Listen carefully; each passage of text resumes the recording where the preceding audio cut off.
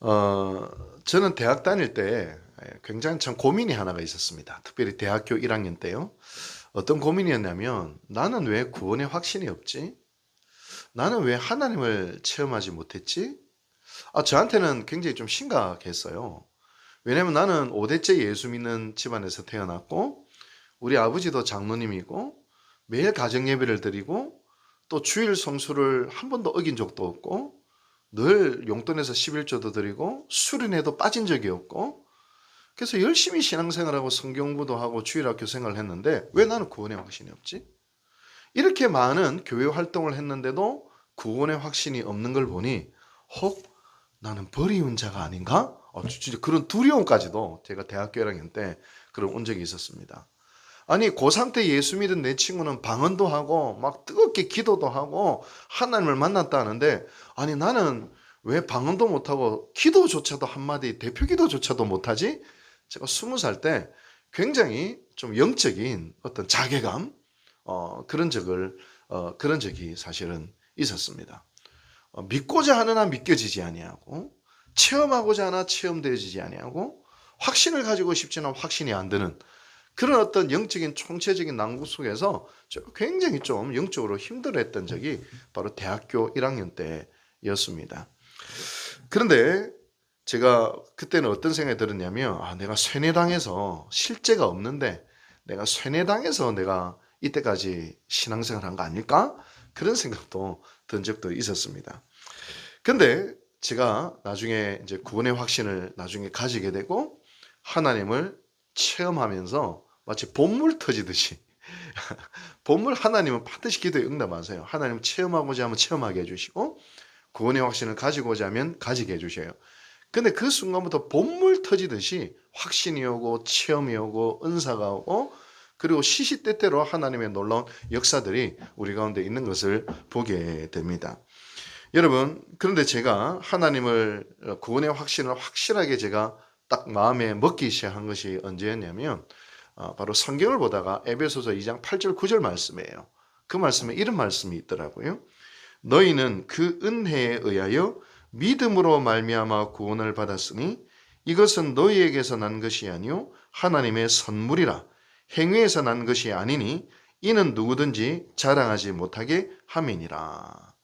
그때 딱 깨달은 게 뭐냐면 내가 구원을 받는 것은 나의 행위나 나의 어떤 노력이나 나의 어떠함 어떤 대단한 체험 때문에 내가 구원을 받은 것이 아니라 이 구원이라는 것은 은혜로 그리고 선물로 믿음으로 주어지는 것이구나 라는 것에 대해서 그때 굉장히 깊이 받아들이게 되고 제 안에 부딪혀 왔던 것 같습니다. 여러분 기독교와 다른 종교가 다른 결정적인 차이점 중 하나가 바로 은혜입니다. 다른 모든 종교는요 구원을 얻기 위해서 인간이 뭘 해야 돼요? 수행을 하고 도를 깨닫고 도덕을 지키고 율법을 지키고 뭔가 그 수준에 도달했을 때에 비로소 구원을 얻는다. 그것을 가르치는 것이 기독교를 제외한 모든 종교가 인간이 구원을 얻으려고 해요. 근데 여러분 인간은 죄인입니다. 모든 사람이 죄를 범했어요. 죄인인 인간은 구원을 받을 만한 자격도 안 되고 능력도 없어요. 인간이 구원을 받기 위해서 한 가지 방법밖에 없어요. 창조주 절대자가 우리에게 구원을 주시기 위해 오셔야 돼요. 그분이 예수님입니다. 그러므로 우리가 구원을 받을 수 있는 유일한 길은 예수 그리스도밖에 없어요. 그래서 예수님은 자기 자신을 일컬어 뭐라고 이야기했어요? 나는 길이다. 나는 길이야. 영어 성경을 보면 I am the way. 더는 그거밖에 없는 하나밖에 없는. 나는 하나밖에 없는 길이야. 하나님께로 가는. 나는 구원을 받기 위한 그 단 하나의 길이야. 나는 그 길이야. 나는 진리고 난 생명이야. 예수님께서 그렇게 말씀을 하셨습니다. 그럼에도 많은 그리스도인들이 이 구원의 근거를요 누구한테 두냐면 예수님에게 두지 않고 자기에게 자꾸 둬요. 예전에 어떤 권사님에게 권사님 구원의 확신 있으세요? 이러니까 엄청 수줍어하고 민망해하면서 제가 죄가 많아서요. 제가 너무 부족해서요. 제가 아니 우리 권사님이 그동안 기독교가 아니라 유교를 믿으셨나? 유교가 다는 대답을 하시는 거예요. 많은 그리스도인들이요, 죄성으로 가득한 자기 자신을 바라보면서 실망하고 내가 정말 구원받을 수 있을까? 내가 정말 구원받을 자격이 있나 의심을 가집니다. 당연하죠. 구원의 근거를 나한테 두면 골백번 생각하더라도 골백번 다 지옥에 갑니다. 여러분, 지옥에 안 가는 게 이상해요. 구원의 근거를 자꾸 나한테 두면요. 내가 구원을 위해서 할 수 있는 것은 하나도 없습니다. 하나도 없어요. 구원을 위해서는 단 한 가지, 예수님을 바라봐야 돼요. 십자가를 바라봐야 돼요. 그러면 이 구원은 나에게 선물로 주어졌구나. 은혜로 주어졌구나. 그만큼 하나님 나를 사랑하셨구나 라는 것을 깊이 깨닫게 되는 것입니다. 오늘은 사실 은혜에 대한 이야기를 나누려고 하는데요. 룻기 2장에 이제 접어들었습니다. 룻기 2장을 보면 모압이라는 단어가 자꾸 나와요.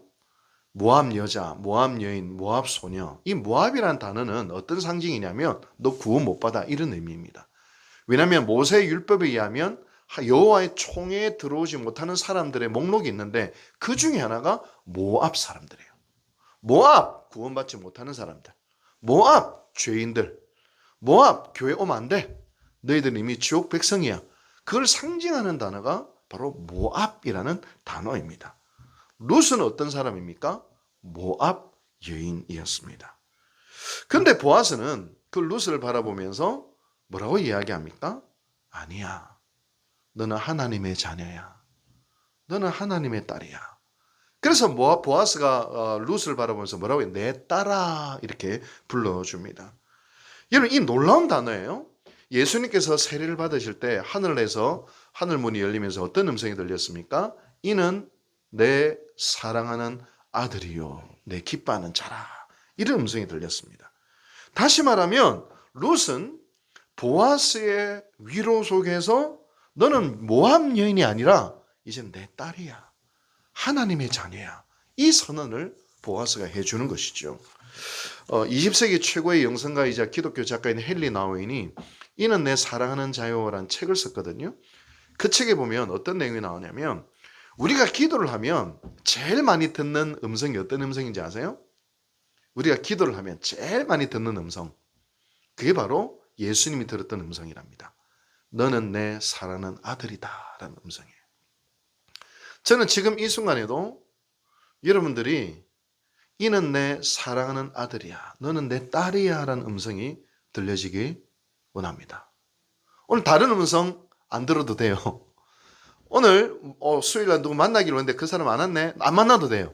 중요한 것은 오늘 이 자리에서 여러분들의 영혼 속에 너는 내 사랑하는 딸이야, 이 음성이 들려올 수 있게 되기를 주님의 이름으로 축원합니다. 그리고 지금도 주님은 그 음성을 계속해서 들려주십니다.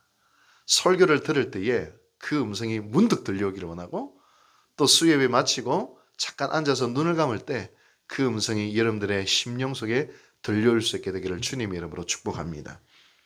룻기에서는요, 보아스는 예수님을 상징해요. 룻은 죄인을 상징하는 단어입니다. 룻이 하나님의 백성이 되고 하나님의 사랑받는 딸이 되는 유일한 방법은 뭐예요? 보아스를 만나야 돼요. 보아스에게 은혜를 입는 방법밖에 없는 것입니다. 오늘 드디어 보아스가 등장하는데 보아스를 성경에서 어떻게 소개하고 있느냐? 1절 말씀을 같이 한번 읽어볼까요? 시작. 나오미의 남편 엘리멜렉의 친족 중에 유력한 자가 있으니 이름은 보아스더라. 여기 친족, 유력한 자, 보아스라는 단어가 있죠. 친족이라는 단어는 뭐냐면 보아스가 고엘 제도에 의하여 기업 물을 자이다 라는 의미예요. 좀 어려운 말이죠. 고엘 제도가 뭐냐면 좀 쉽게 이야기하면 룻을 법적으로 아내로 삼을 수 있는 자격이 있다는 거예요. 룻을 법적으로 내 아내로 삼을 수 있는 자격이 보아스에게 있다 이 말입니다. 친족이란 단어예요. 유력한 자라는 단어는 히브리어로 기포르 하일인데 이게 뭐냐면 다 있는 거. 다시 말하면 능력, 부, 재산, 도덕적 탁월함 다 있는 거. 우리 송아리 집사님 가만 보면은 일단 미모 되지요. 그리고 피아노 되지요. 바이올린 되죠. 리모델링 되죠. 신앙 되죠. 성품 되죠. 다 되잖아. 이 유력한 자, 다 가진 사람, 이걸 바로 유력한 자다 그렇게 이야기를 합니다. 근데 또 보아스란 단어는 뭐냐면 능력 능력 있다는 단어예요. 열왕기상 7장 21절에 보면 솔로몬의 성전을 바치는 두 기둥이 있습니다. 그 기둥의 이름이 뭔지 아세요? 야긴과 보아스예요. 똑같은 그 이름입니다. 이 보아스가 뭐냐면 능력 있다 이런 의미입니다. 하나님의 능력을 상징하는 거예요. 신약에 예수님은 보아스였습니다. 물리를 걸으시고 바람과 바다를 잔잔케 하시고 오병이어로 수많은 무리들을 먹이시고 죽은 자를 살리시는, 귀신을 쫓아내시는 보아스셨어요. 능력 있으셨어요. 근데 동시에 예수님은 인간의 그 어떤 죄보다 크신 분이시고 어떤 문제보다도 크신 분입니다. 근데 가끔씩 우리 신앙생활 하는데 마치 죄가 예수님보다 더 크게 여기는 사람도 있어요. 예수님이 죄보다 크신 분이신데. 그래서 구원의 확신이 흔들흔들거려요. 큰 문제들보다도 큰 문제가, 예수님보다 문제가 더 크게 여기는 사람들이 있어요. 그러니까 두려움이 찾아오는 거예요. 예수님은 우리 죄보다 크신 분이십니다. 예수님은 우리의 모든 문제보다도 크신 분이십니다. 보아스세요. 찬송가 93장의 가사에 예수는 나의 힘이요.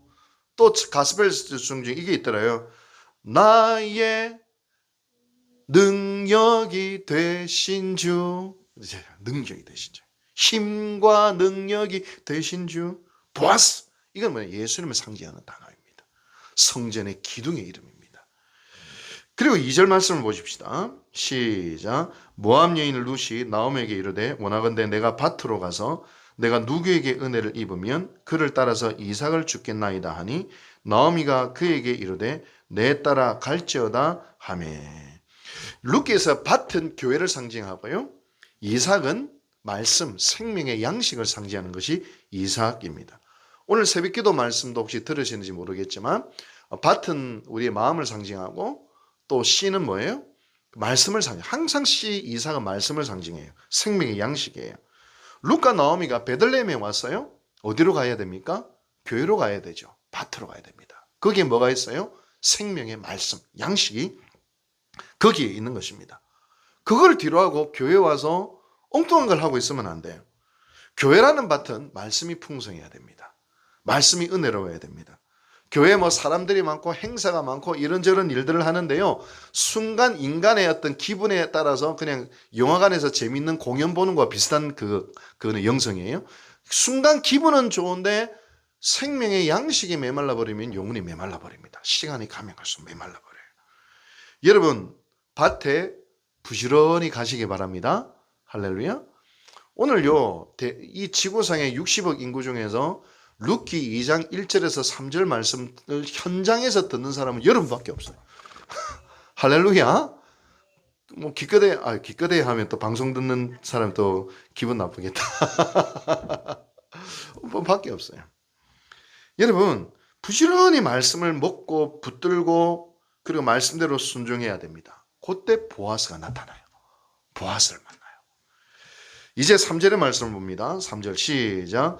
룻이 가서 베는 자를 따라 밭에서 이삭을 줍는데 우연히 엘리멜렉의 친족 보아스에게 속한 밭에 이르렀더라.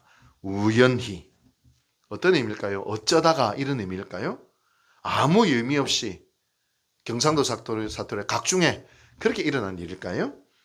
무신론자들이 볼 때는요. 인간이 맞닥뜨린 모든 상황들은 우연처럼 보일 수 있습니다. 뭔가 잘 되면 아우 재수 좋아. 뭔가 안 되면 아우 재수가 나빠서 그렇게 이야기를 표현을 많이 하죠. 근데 창조주 하나님을 믿는 우리들은 우연은 없습니다.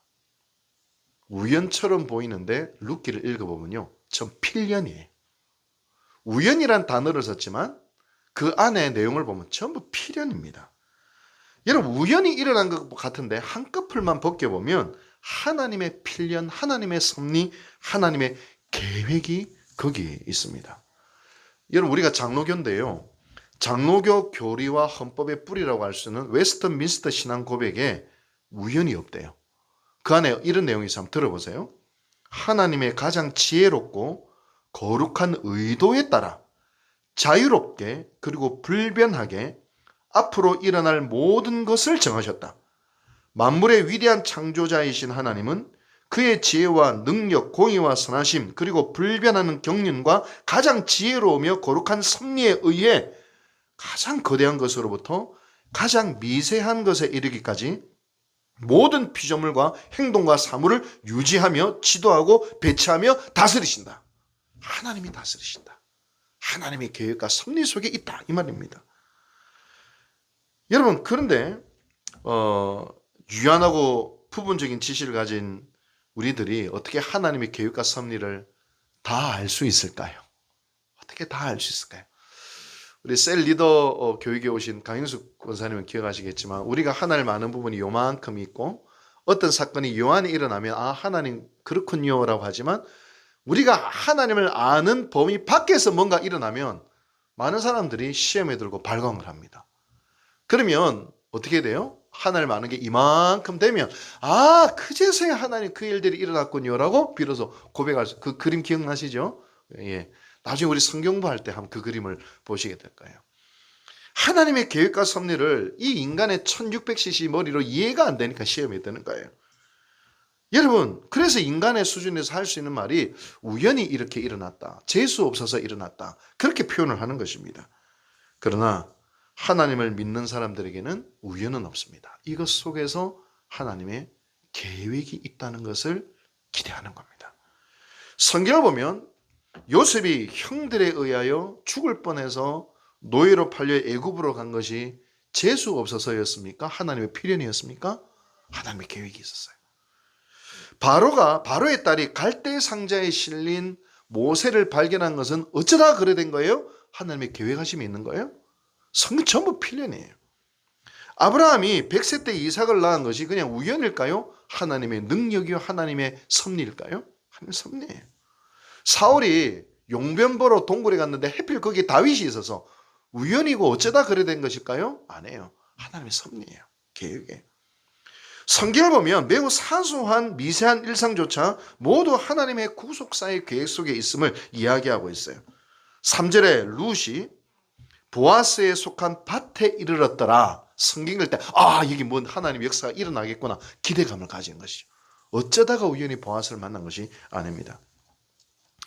여러분, 제가 유곡제일교회에 온 것은 어쩌다가 이래 흘러 들어온 것일까요? 하나님의 계획이 있었던 것일까요?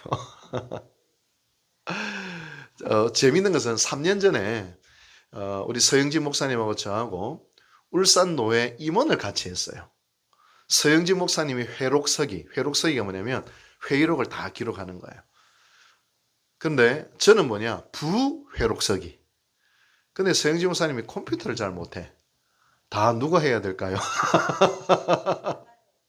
제가 이제 다 대신 이게 딱 컴퓨터를 이렇게 쳐드렸죠. 이렇게 다다다다다 딱 이렇게 쳐드렸죠. 그래서 서영진 목사님이 저한테 이러더라고요.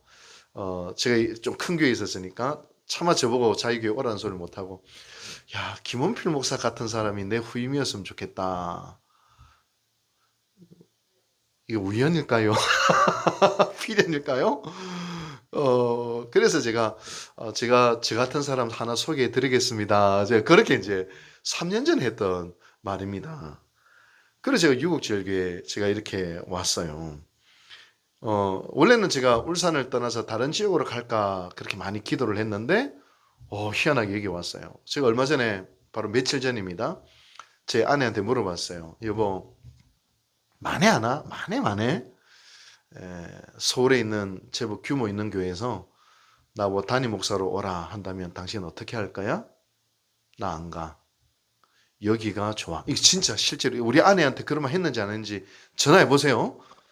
실제 그렇게 이야기했어요. 그래서 제가 뭐라 했냐면, 나도 그래. 우리 서영진 목사님도 살짝 걱정이 되신 모양이야. 우리 김 목사 다른 애 또 토끼는 거 아니야? 그래서 제가 뭐라고 이야기했냐면, 아내 상담센터 때문에 이제 제가 어디 못 갑니다. 안심이 된다. 그렇게 이야기하더라고요. 왜냐? 저는 알거든요. 유곡제일교회로 인도하신 것이 어쩌다가 우연히 온 것이 아니라 하나님의 필연 속에서 제가 왔다는 것을 알고 있습니다. 이 교회에서 제 아내가 뜨겁게 회복이 되고 있고, 제 딸이 회복되고 있고, 제 심령도 회복되고 있으니 하나님의 계획이 아니겠습니까? 우리 유곡제일교회를 향한 하나님의 놀랍고도 아름다운 섭리들이 이루어질 줄로 저는 믿습니다. 필연 속에서 이루어질 것입니다.